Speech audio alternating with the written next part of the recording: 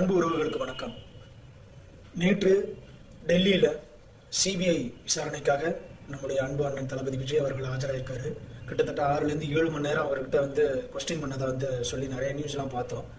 அதற்கு இடையில இங்கே நம்ம நிறைய ஃபயர்லாம் விட்டோம். அண்ணன் பிளாக் அண்ட் பிளாக்ல போறாரு, நானும் சேர்ந்து தான்.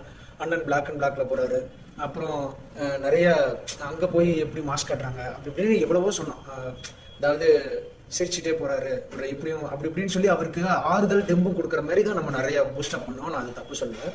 பட் அது எல்லாத்தையும் தாண்டி ஒரு விஷயம் இருக்கு. அவரு போய் அந்த இடத்துல உட்காந்து பதில் சொல்றாரு அப்படின்னா அது ஒரு சங்கடமான நிலைமை. அந்த சங்கடமான நிலைமையை உண்டாக்குன ஒரு பெரும்பங்கு நமக்கும் இருக்கு.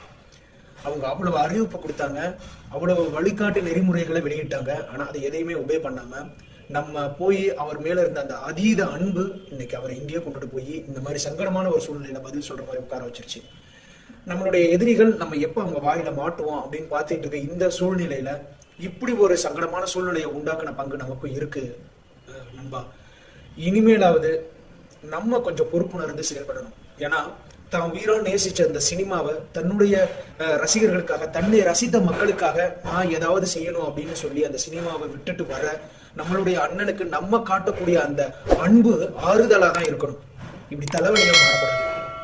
நம்ம எப்படி அன்னைக்கு டே 1ல இருந்து 33 வருஷமா நம்ம அண்ணனை தாங்கணுமோ அதே மாதிரிதான் எல்லா சூழ்நிலையிலும் நம்ம தாங்கணும். ஆனா அந்த சூழ்நிலையை நம்ம உண்டாக்க கூடாது. எந்த ஒரு கெட்ட சூழ்நிலை வந்தாலும் அவரை விட்டு விலகாம நிக்கணும். அதுக்காக அந்த சூழ்நிலையை உருவாக்குறவங்களே நம்மளா இருக்கக்கூடாது.